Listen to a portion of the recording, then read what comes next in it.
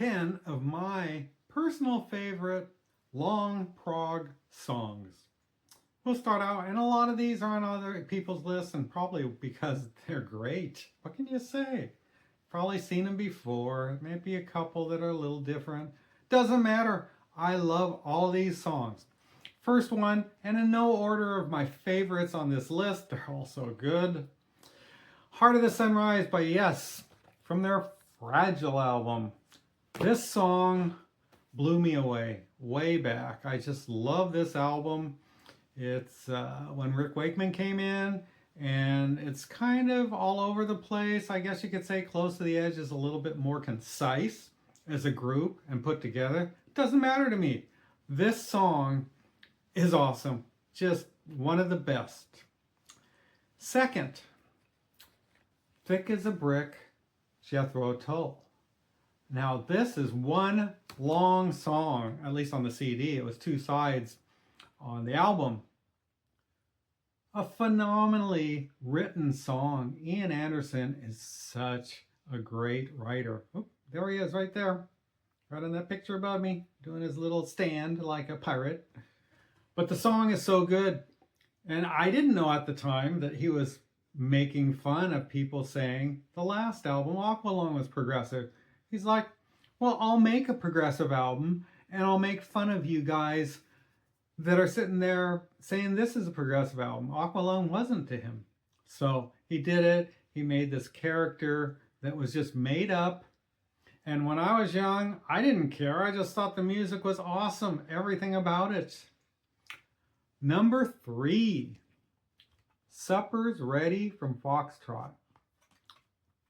Just another phenomenally written song that they, I guess, started as a bunch of parts, pieced it together, and made it turn into a masterpiece of cohesion and the playability, the musicianship.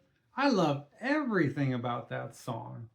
Okay, this might be my favorite, but it's hard to say. Carnival 9, ELP off of Brain Salad Surgery.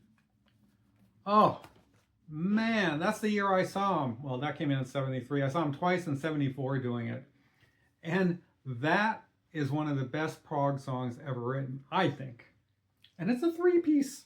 These guys were fantastic musicians. The next one is Echoes, Pink Floyd off of Metal. Another, oh, I remember when it came out, it was just such a unique and that vibe that Pink Floyd got. Well, the middle part's a little weird. You know, they go into this little or whatever that effect was that Gilmour had on his guitar that he really enjoyed in the middle of that. But seeing it live, I saw them do it in 73 at the Hollywood Bowl. They pulled off the whole thing. And, oh, it was so good. Now, here's one that everybody doesn't talk about. We're talking about Remember the Future by Nectar. And this is actually the back cover, but they all signed it, so I had to put this on the front.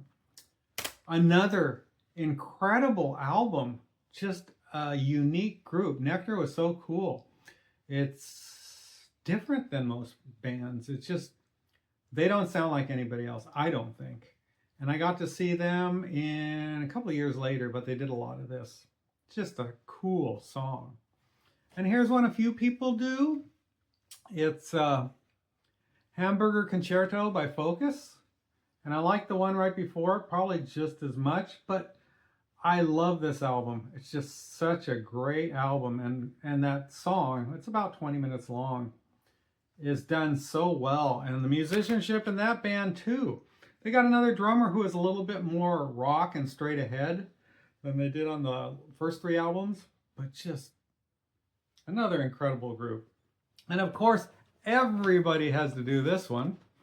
So I put Court of the Crimson King off of this, off of the same title by King Crimson. And you gotta love that cover.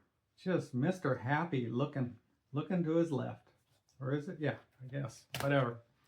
Anyway, the vibe on that's so good with the Mellotron, and oh, there's just this moodiness and this foreboding sound to it that is just so unique, and an album in 1969 that nobody sounded like.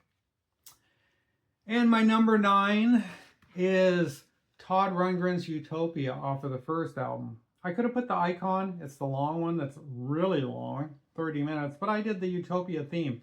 It's a live version that they did, and man, did they pull it off. Todd just is so talented. He said, Prog, I can do Prog. And he got a great band together. In fact, the drummer in this band, Neil Peart, said it. They asked him, what drummers do you like at the time? I think this is 74 or 75 they asked him. He loved this drummer. That says a lot too. Now, I don't have the next one on a CD. I have it downloaded on my phone. And that's Gentle Giant, and from their live album, excerpts from Octopus.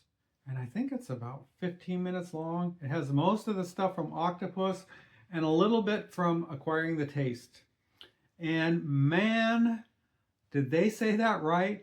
Gentle Giant is acquiring a taste. It took me a little bit longer for this band than most of the prog bands just to understand the way they say, even though there's not a lot of singing in that one, there's some, but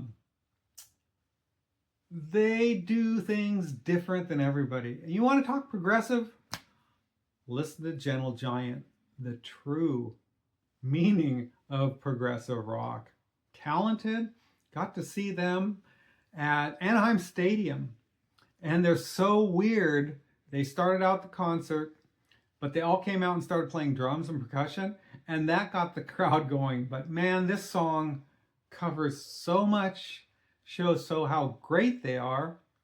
And all these bands are great. Every one of these 10 songs, all long songs, all over 10 minutes, are fantastic, and I stick by them to the end. Dean Kurtz, Dino's Rock Talk.